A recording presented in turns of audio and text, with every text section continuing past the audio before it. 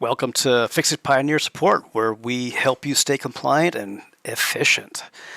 Today we have a question from Tank Leonidas. He says, I just finished my 1200 package fuel turbofuel factory to fuel all future drones, but I'm stuck on finding out what to do now. I got pretty much everything Tier 7 automated, cool. I've also been thinking about automating heat sinks, fused modular frames.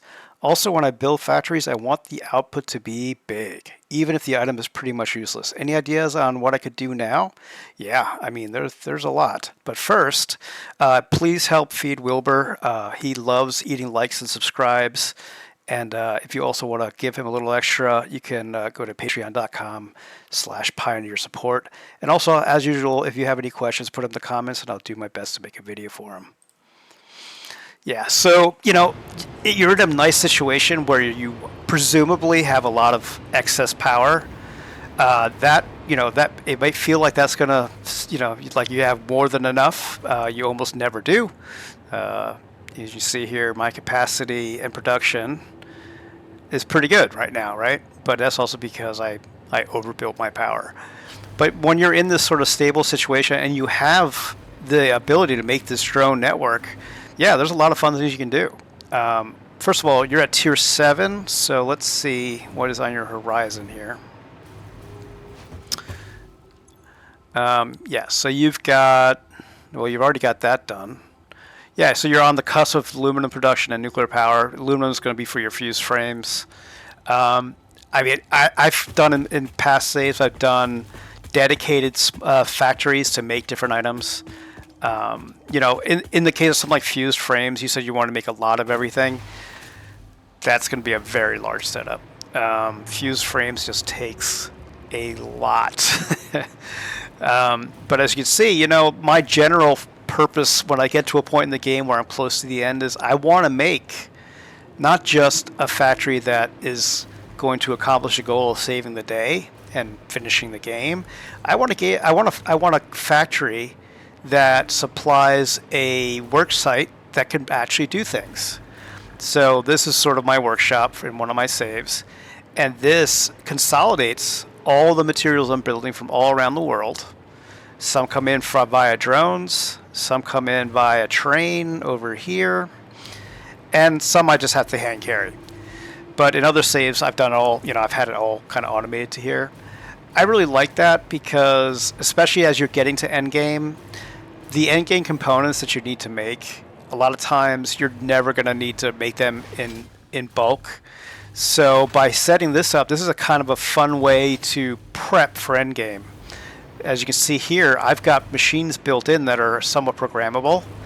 So I've got my particle accelerator there, I've got a couple manufacturers, a blender, and over here I've got assemblers and constructors, some refineries, and way back there I've got the endgame machines. You got your converter, and last but not least, your quantum encoder. So with this, you could basically make all the endgame pieces you need, and it's sort of a nice kind of bow on the end of your save, going, hey, you know what? I made all this infrastructure and I made this workshop where everything comes into in one place, and it's an actually usable factory, and I'm using this factory / workshop to do the final bits of the game.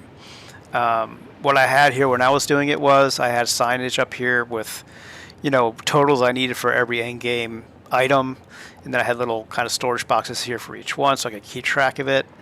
And I had all these machines working on the different components and subcomponents.